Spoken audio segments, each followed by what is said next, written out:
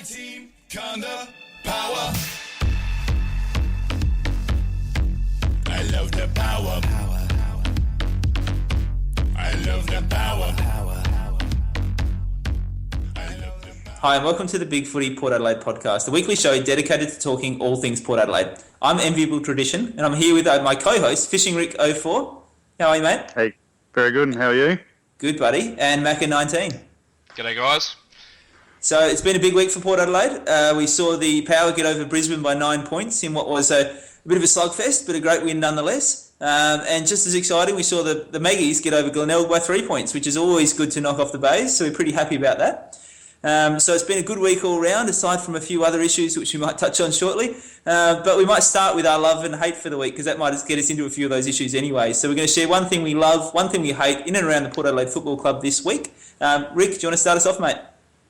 Yeah, no dramas, mate. I had for our love, or my love for the week, is winning ugly. I know it's been pretty popular in the media circles and a few other supporters, but I think it's refreshing to see that, you know, we're not necessarily playing the exact pure game style that we want, and that could be credit to the opposition as well, but we're still persevering and working very hard as a team and getting over the line and getting those wins on the board. And obviously the last 2 years where, you know, we finished at the bottom of the ladder, we were just playing ugly. Now at least we're, you know, winning ugly, which is better than losing ugly. So I'm a pretty happy chappy.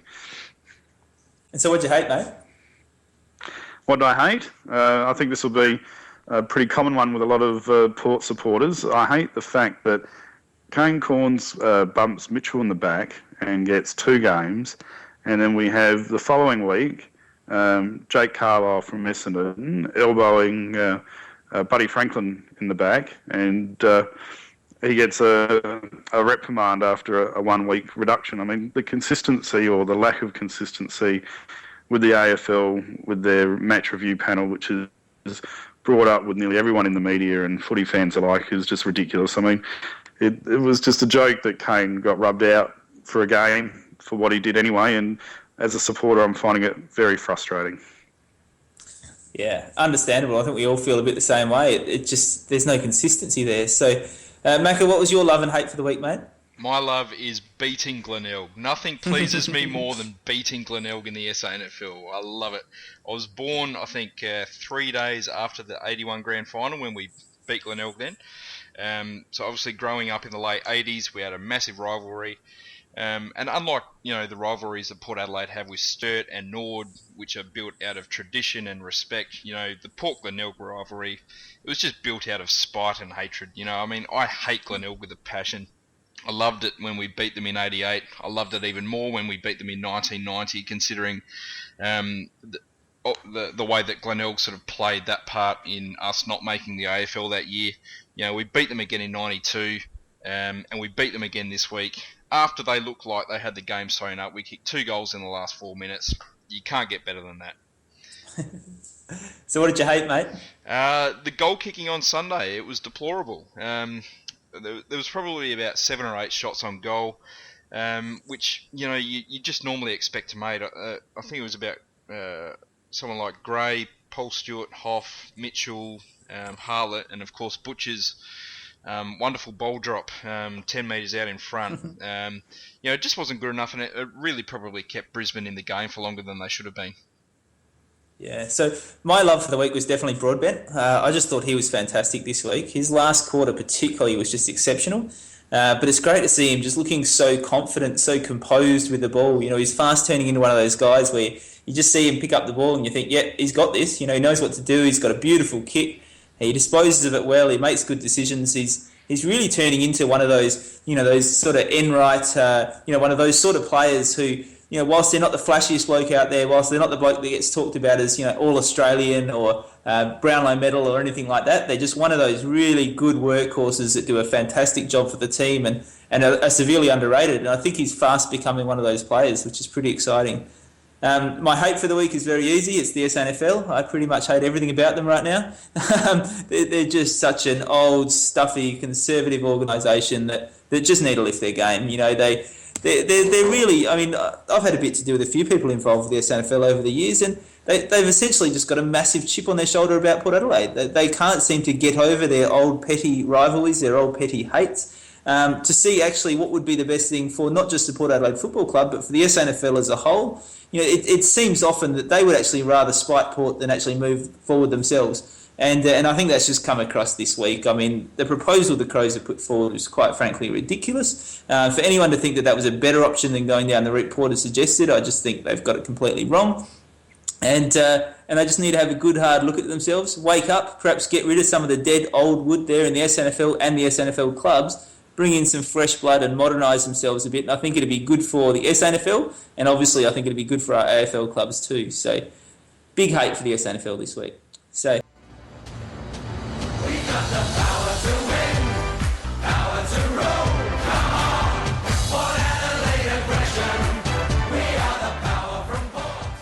So we might move on from that before I get too fired up. We'll move on to our review. The Port Adelaide played Brisbane on Sunday at Amy and won by 9 points after being headed late in the third quarter. It was a really good, gritty, gutsy win in the end, I thought. Rick, do you want to start and give us your thoughts on the game, mate?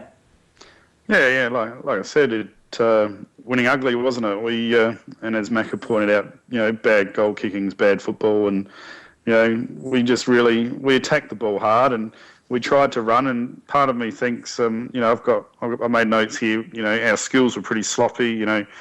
Travis missing a pretty easy handball, and that was just one. Bad switching. I'm just starting to wonder, are opposition teams starting to work us out a little bit more?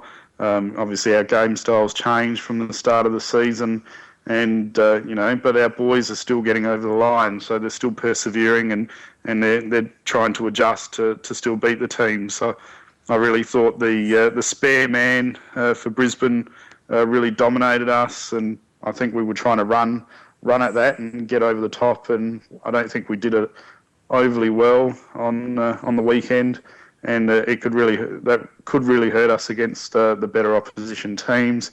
And I still think we're sort of leaking a little bit with the opposition switching as well.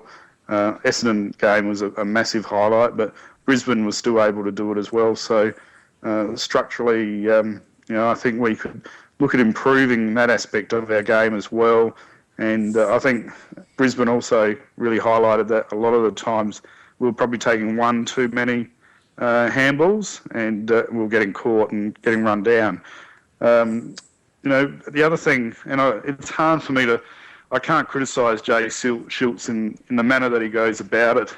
His endeavour, and to take those 2 hits in the first quarter, was so courageous and fantastic. And I guess he'd probably be more disappointed with himself with the missed opportunities had during the game. And, maybe he was a bit dazed for the game, because I was shocked with, what he makes a simple mark look.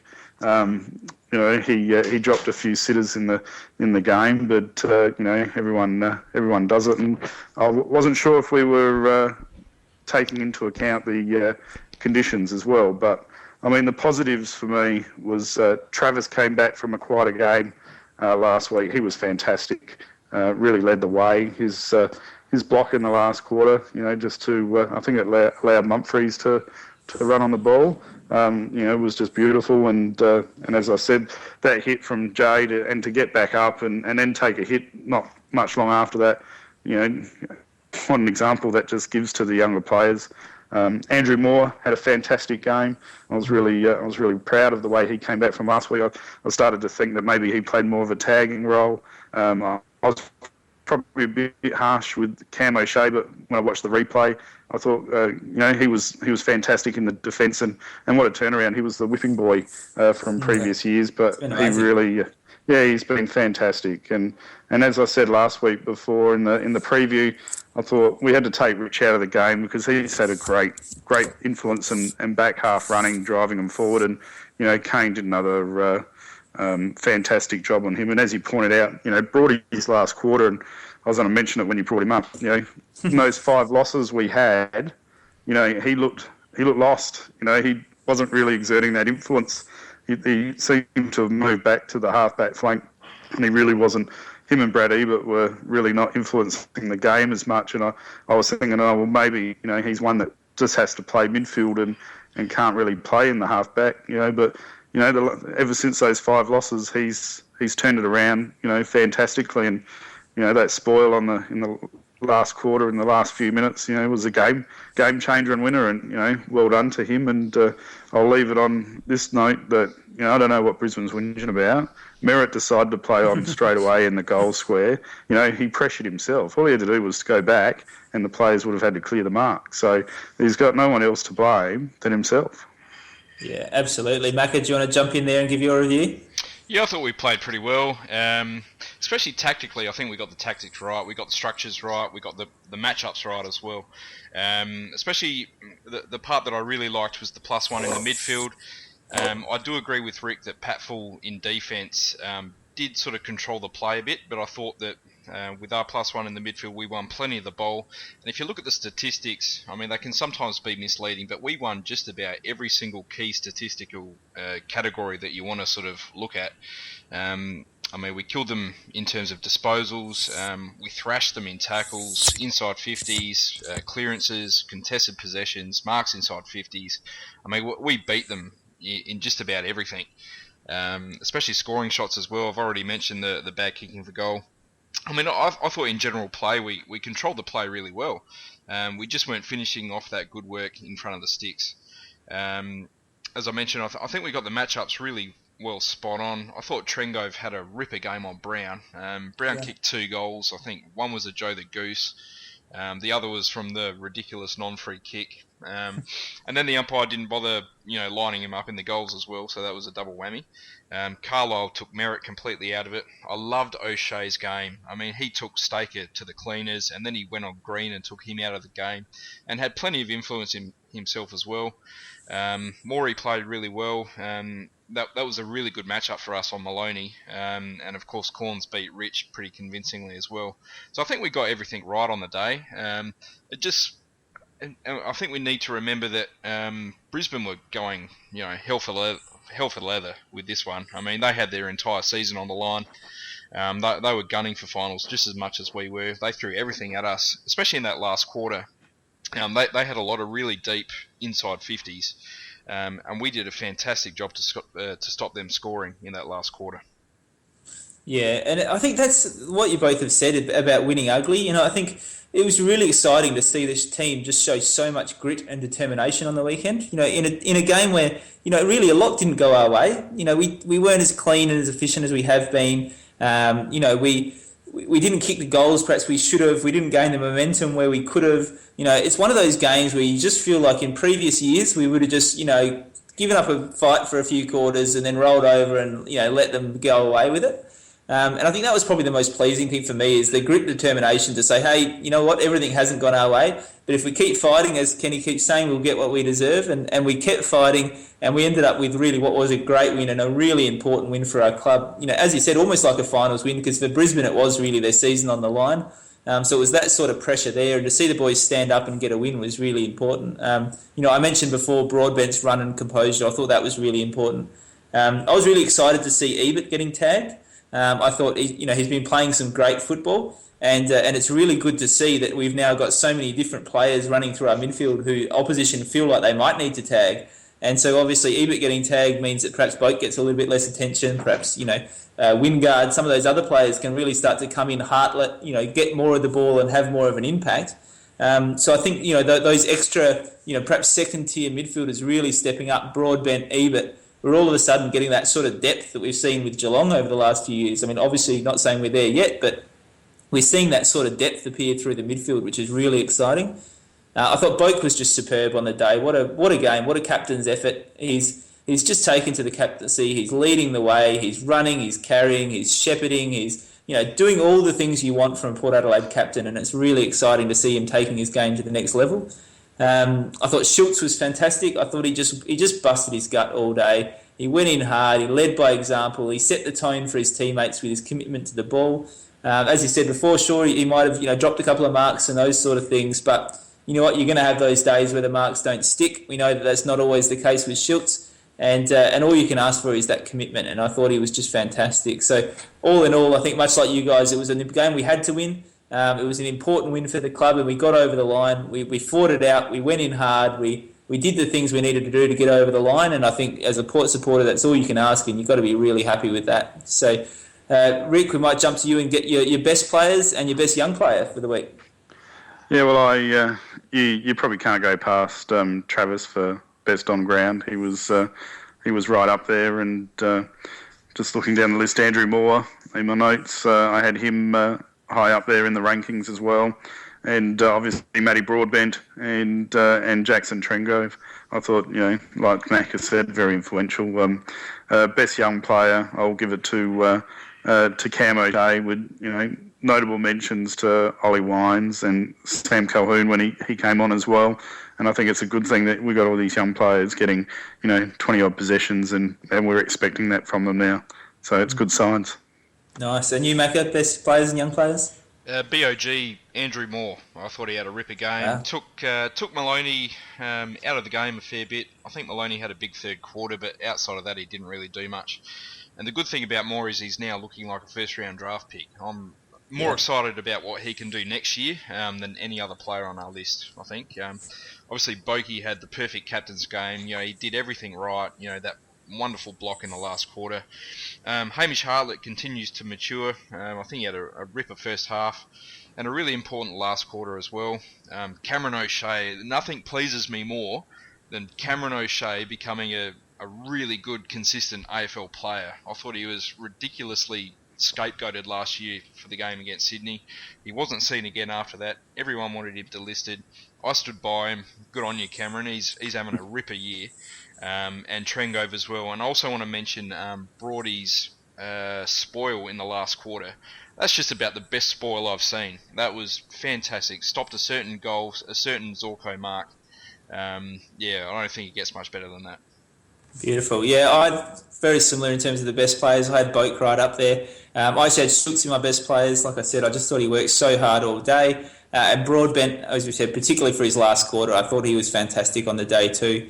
And in terms of young players, I completely agree on Moore. I just thought he had a fantastic game. I've always had a rap for Moore as well. He's that big body. He can take a mark overhead. He can play through the middle. He can really be pretty close to that complete package when he gets it all together. So he's going to be really exciting. So Helps us win that game.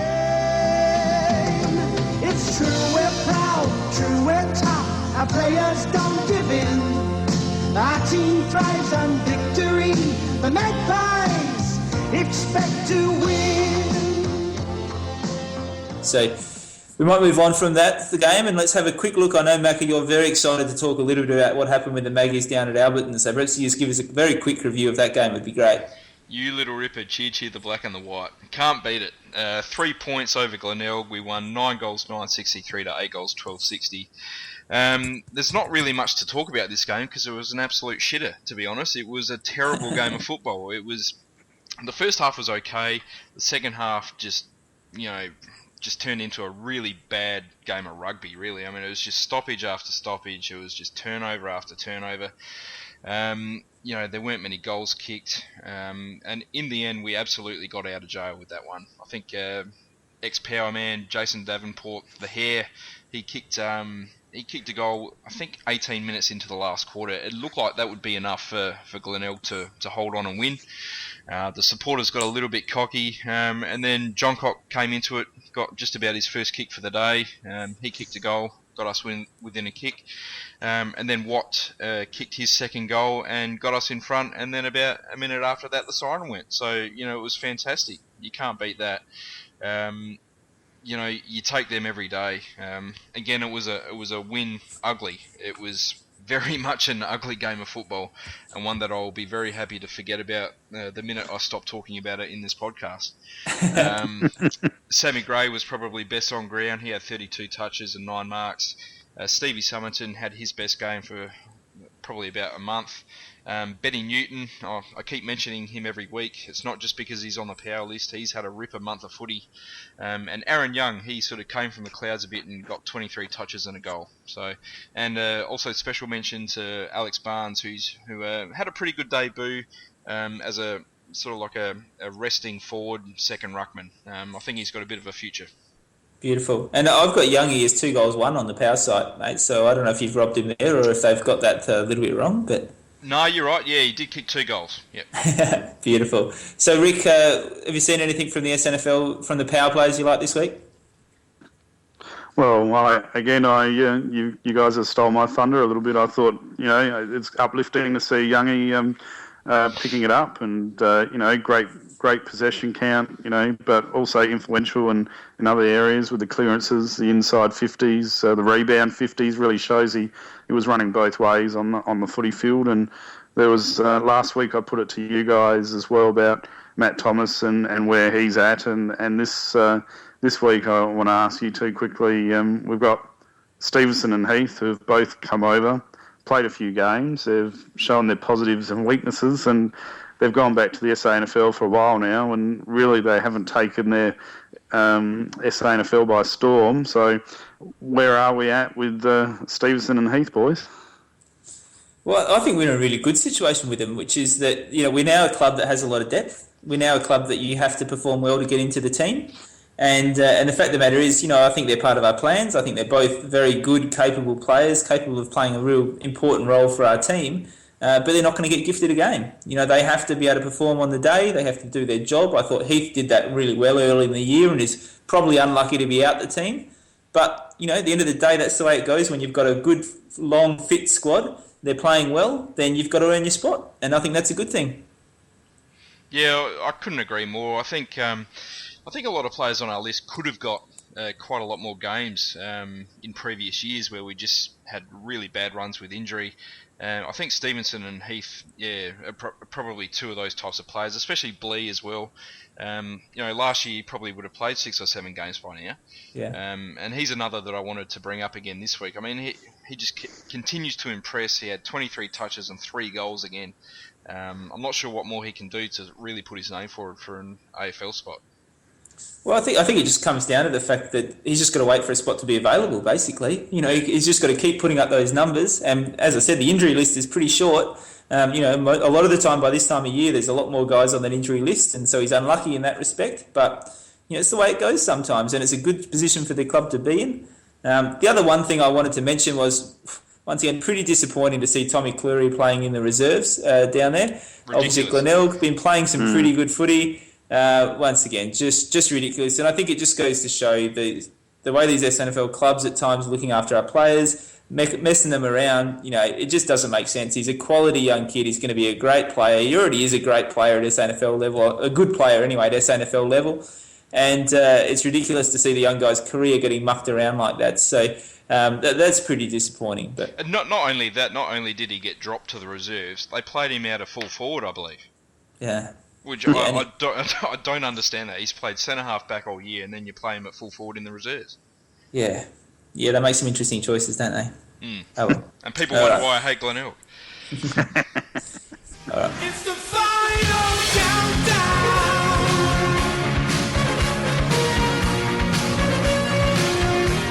The final countdown. Okay, so for the next segment, we have our very first guest on the Port Adelaide Big Footy podcast. We're very excited about this. So, DonDraper, please welcome to the show, mate. Hey guys, how are you? Good. Mate. Good. Excited to have Pleasure. you on board. Congratulations on being the first guest. Oh, it's an absolute honour, mate. It's the podcasts have been fantastic so far. Nice. So good job, Good to guys. hear. Good to hear. Hey, we'd like to start with you the same way we started the first show, and that's finding out a bit about you, how you became a Port man. What's your background? What's your history with Port Adelaide? Yeah, sure. Well, it's a bit different to most. I was actually born in WA, so I moved over to Adelaide when I was about 5 and didn't have an AFL background. My dad's English, so he liked footy, but he was a big football man. So I didn't really start getting into footy until around 96, 97, so my first real memories. Yeah. But obviously Port came in then, so I don't even remember how I really started going for them, but I just started liking them. But it all really kicked off and got pretty serious around 2000 when my dad got a job at the Port Adelaide Football Club. Yeah, right. So, so I was 12, my maths is right, yep. And so he would just take me down there. I remember on weekends his office overlooked Alberton, so I'd go down and there'd be no one there. And he'd take me down and walk me through all the cool little fitness rooms they had, which was state of the art back then. And Yeah, so and all the stories he'd tell me about, he'd have staff meetings with Bucky and Choco, and he'd interact with not really players, but just like the Russell Eberts, etc. And but the big thing for me was pre-games. Nice. Was I would be taken down into the rooms before the game and listen to Choco rev up the boys, and like as a youngster, it's just so impressionable, Like I just fell in love there, and they're my first real like this club is pretty great. This club is special. I remember fondly walking down next to Darren Mead one game, and just like looking up at him and thinking he is the biggest unit I've ever seen in my life. Yeah, but those pre-game speeches, I don't know what they'd quite be like now, but because Ken seems a bit more reserved. But Choco used to Choco. He would just let fly. Like a word started with F. I was gonna say you learn a few new words, mate. Definitely, yeah. But you just come out of there so amped and so pumped. It was a truly fantastic experience. And obviously 2000 wasn't the best year, but it was kind of the start of it all. I think like that squad kind of getting together, and then 4 years later, obviously the greatest day of my life. So. Yeah, it was definitely a good time to come on as a port man. Definitely timed it well. Oh yeah, definitely. So yeah, that's my story. So obviously being so into it, you just learn about the history of the club and the Magpies, and all that, and yeah, it's just fantastic. I wish I wish I could say I was born in Port Adelaide and went to all these Magpies games growing up, but unfortunately I didn't.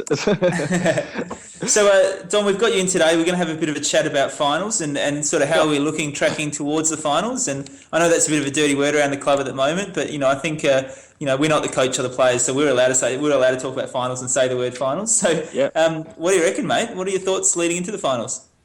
Look, I think we'll do it, but one of the biggest factors is over at Essendon. I think that's going to play a huge part, because if they're gone, then I think we're in. So how many games do you see us winning from here, mate? I've got us down for 3. That's this Sunday against Adelaide. Yep. And then 2 weeks against Gold Coast, and then the last game against Carlton. I pretty much put a line through Geelong and Fremantle. I think going to Skilled Stadium, is it Skilled now? Is it Simmons? They seem to change it every year. Simmons, I think, yeah. Simmons, yeah. It's just it's almost an impossible task. I think Sydney won there last year, and that was the first one in ages. And going to Patterson's as well is just Fremantle are a very good side, and they're very hard to beat at home. So yeah, I think that might be a bit too much. This Sunday is the big one. It's a huge game for us. It's a huge game for Adelaide too. I think if we lose this one, then it starts to really get shaky for us. What do you reckon, Macca? What are your thoughts, mate? Make finals or not? Yeah, I couldn't agree more, really. I think this Sunday is the game. This is what's going to separate the men from the boys. I think if we win this week, we're in.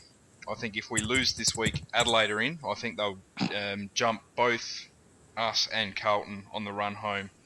They've got a really easy run home. I mean, they play us. That's a 50-50 game. Then they play North Melbourne, Western Bulldogs, Melbourne and West Coast. I'm not sure West Coast are going to have much to play for in round 23, especially if they've got draft picks on the line, that sort of thing.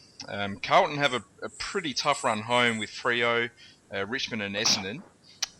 So I really think it's going to come down to this weekend, which is a scary proposition, really. I hope that we can win 3 games. If we win 3 games, there's no doubt we're in. If it goes down to 2, then it's touch and go. It really is touch and go. The worrying part for me is the fact that Carlton have a significantly better percentage than us. So for me, I think we want to make sure that we're in the finals before round 23, because if it comes down to round 23, it's going to be pretty tight, I reckon. Can I just add to that quickly? Jump in. I think Collingwood are the ones that are looking really shaky. I watched their game against GWS on the weekend. They just look flat, and their next 3, they got Essendon on Sunday, Sydney in Sydney, and then Hawthorn. I've been losing all 3. And they're a win above us at the moment and 2 percentage points. So if they lose on Sunday, But who's going to know what's going to happen in a Collingwood Essendon game, especially with the week Essendon's had? It could be, it's impossible to predict almost. If they lose on Sunday and we win, I think we'll jump them.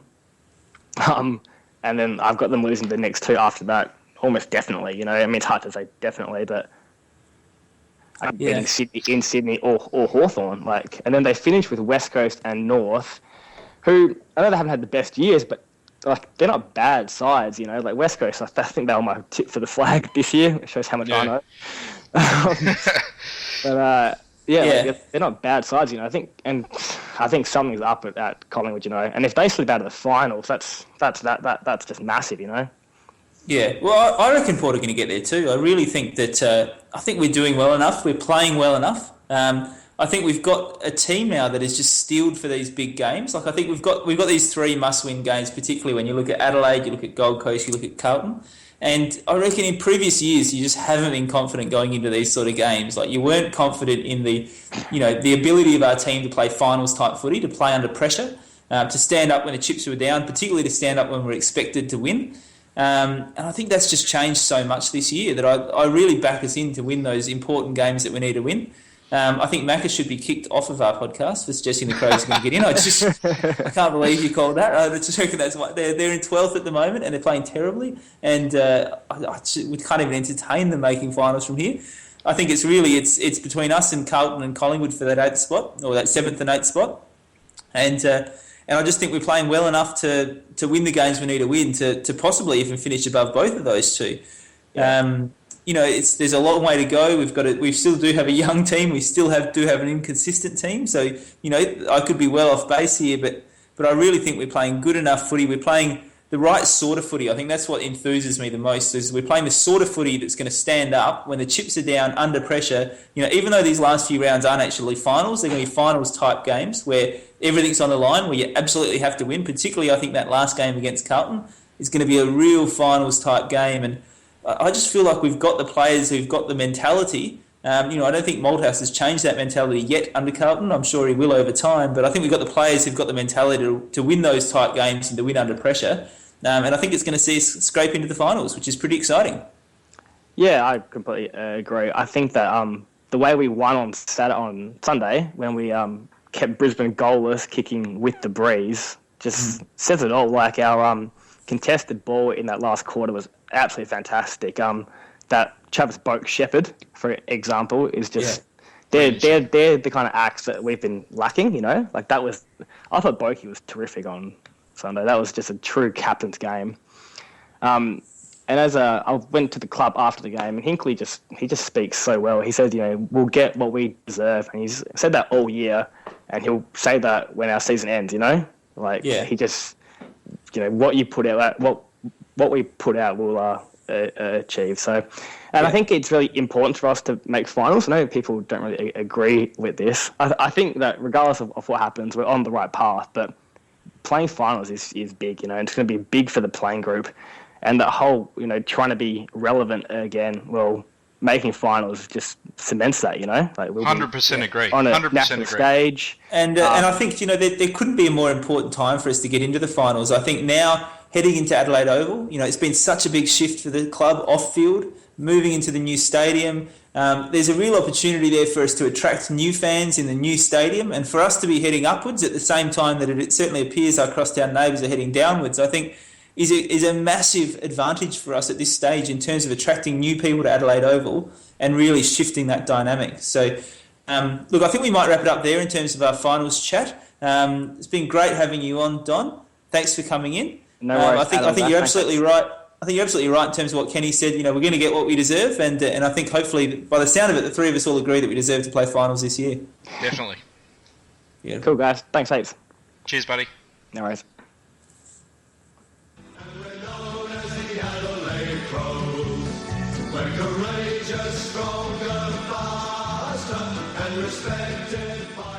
Okay, so now we're going to move on, guys. It's time to talk Showdown. Obviously, a big week in Adelaide, a big week in football, particularly for the Port Adelaide Football Club. It's going to be a really important game, as we said, for us in this run home to the finals. So I'm going to ask you guys what you think of this week's game. Starting with you, Rick. What are your thoughts, mate? Well, originally I was thinking danger game, but as the days clock over, I'm starting to feel more and more confident already. So hopefully that's not going to make me look foolish on the Sunday. But last week I said it. We're coming up against these teams which are having their mini grand finals or early season grand finals, and I guess this is probably another occasion for Adelaide. It's all on the line. It's going to be almost impossible if they don't win this week. And being at the club today, I got told that Rory Sloane's out, which has been on the news. Sean McKernan's out. Josh Jenkins is out. So they're going to really be struggling. I think Dangerfield's going to be back, but he's going to be sore. So they're really going to be up against it. That doesn't mean it's an automatic win for us, but it's definitely a fully fit squad against an injury weakened squad. It should be a big advantage to us, and I'd be very disappointed if we don't push them really hard and take it right to them. I think one area that we really need to identify is trying to get our uncontested ball up. That has been diminishing over the last few weeks, which to me highlights that we're probably running out of. Well, and the stats say that we're running out of run, but as I said in the review, are we running out of run, or are the opposition teams working out how to stop our run? That's the million-dollar question for us at this point in time. So hopefully the boys can get that uncontested ball count up. Make sure we make their spare man, if they're going to play one, more accountable. And honestly, I guess we just need to keep an eye on Dangerfield. I'd imagine he's going to play more up forward than all the time in the midfield. Wouldn't surprise me if Ben Rutten actually goes up forward. They're probably going to have to throw a Hail Mary up there to see what they can do. But the one thing I am confident with is our defensive structure has been fantastic this year. And, Ali Paddy Carlisle, Jackson Trengove and all the other boys have done a fantastic job. And, I think we can really exploit their lack of key forwards in this game. Our midfield is just running pretty well. Their midfield's obviously going to be depleted. If we can block out Richard Douglas and, just curb the influence of Crouch, I think we're going to go a long way. Beautiful. Macca, your thoughts, mate? Yeah, look, it's probably the most crucial showdown that we've seen since probably the final, I reckon. The dream showdown? The dream showdown. That wasn't so dreamy. Yeah, I mean, both clubs have got their finals on the line, really. As I mentioned earlier, I think if the Crows win this, they'll probably get through. If we win, I think we'll get through. I think it's really going to come down to the foot soldiers in this one. I mean, everyone's going to bring up, guys like Dangerfield and Thompson and Boak and Hartlett. Well, I really think it's going to be the pawns that win this game for either club. It's going to be the second and third stringers that, if they do their job, the subsequent team will win. So I've got a list of 5 key players for the Crows that I think if we stop these guys, we'll go a long way to winning the game. My first key player is Dickie Henderson. He's had a huge season once he came back into the side. He's averaging 25 disposals a game over the last 5 weeks. They use him a lot running out of defence. He's got a massive kick. I'd love to see Paul Stewart go back to the forward line and tag him, similar to how we played Jack Watts in round 1. If we can stop his run and his kick, I think we go a long way to winning this one. And same with Brodie Smith as well. He's their number 1 player for rebounding outside the defensive 50. He's averaged, I think, 22 disposals in the last 5 games. He's got a massive kick. He rarely wastes a disposal. But the good thing for us is that he can be exploited one-on-one. He's not a great defender. I'd love to see Monfries make him accountable and try and play through him as much as possible. Number 3 would be Brad Crouch. Since he sort of got dropped, he didn't have a great start to the year, but ever since he came back into the side as well, he's averaged 26 disposals in the last 5 games. He gives them a lot of outside run. He's super fit. He's a good user of the ball. I'd love to see Andrew Moore go up against him. I reckon he can beat him. Number 4 is Tom Lynch. He gut runs more than any other Crow. I've never rated him at St Kilda. I never rated him until about 3 weeks ago. And his last 3 weeks have been huge against really good opposition for the Crows. I'd love O'Shea to go with him because I reckon he's got the pace, the height, the fitness to really cause him a few issues. And I'm going out on a limb here and making an assumption that he's going to play, but I reckon Lewis Johnson, if he plays, he's someone that we need to shot down simply because they don't really have anyone else. So if he's not kicking goals, if Lynch isn't kicking goals, I'm not sure who's going to win the game for the Crows, and I reckon we'll get over the line. So for us, I reckon the key players are going to be John Butcher. I'd love to see him kick 4 goals like he did last year against the Crows. I think we need Robbie Gray to have a big one. Andrew Moore as well. If he can take someone like Crouch or maybe even Dangerfield out of the game, that would do us wonders. Jasper Pittard, I reckon his run from defence is going to be key. And Matty Lobe. Obviously last year things didn't go to plan with him sole rucking against Jacobs. Do we bring in Renouf as a second ruck? Will they bring in someone like Angus Graham to help now that Jenkins is out? I think there's a lot of variables that we'll have to wait to selection to see how things are going to pan out with this one. Yeah, and look, it is just a must-win, isn't it? It's once again, it's another week where it's a must-win for us. It's another week where we're expected to win. But obviously being a showdown, once again, it's going to be that finals-type pressure. It's going to be really on. If we knock off the Crows here, that's it for them. That's definitely season over. So it's a really important one for us. But, I just keep coming back to it. I just think we're playing the sort of footy. We're melding as a team. We're playing this good, tough, hard footy. We're defending first. We're playing finals-type footy and doing it well. And I just can't see us losing this one. I reckon, I always think the opposite to you, Macca. I reckon it's going to be the star players in our team who I think, at the moment, I just think the Crows can't match. They're short-handed in the midfield, particularly with Sloan out. I think that's a massive out for them. So they'll have Sloan out. They've got Dangerfield probably not at full fitness. Thompson hasn't been playing well. I think with the depth we've got running through the midfield right now, I don't think they can match us. Obviously, they're well short in their forward line. I agree with you that I think Johnson coming in is a big danger. Mostly because he's such a good kick. Showdowns are often pretty tight, tense, close affairs. And when you have someone like him who when he gets his hands on the ball, he's a very, very good chance of putting it through the middle, then, he might only need to get the ball 5 times and kick 5 goals, but it can really change the game. So I think he's definitely going to be one to look out for. But I do look at the teams and I just think I'm just not sure they can match us. I'm not sure they've got anyone who matches up with Westhoff, and I think that's been shown over the years that he's had a pretty good record against the Crows. And I also think, once again, I think I keep praising Butcher every week and predicting big things from Butcher every week, but I think him playing against the Crows, I think he's going to get off the leash a little bit. I think he might kick a couple of goals. He looks like he's ready for things to click, and I think if he can clunk that first one and put it through the sticks, then his confidence will be up, and he might just kick a few for us. I think Rutten's probably going to go to Schultz unless he goes forward, and probably hold him relatively well. But I think Westhoff and Butcher can really get off the chain and do a job for us. So look, I reckon Port's a Monty this week. I really think we're going to win, and I reckon we're going to do it by 36 points. What do you guys reckon? I reckon Port by 25, and Macca, I hope they do pick Angus Graham. Me too. I'm an eternal pessimist when it comes to showdowns. I pretty much religiously pick the Crows, but I'm going to go the other way this week. I'm thinking it's going to be Port by 28 points.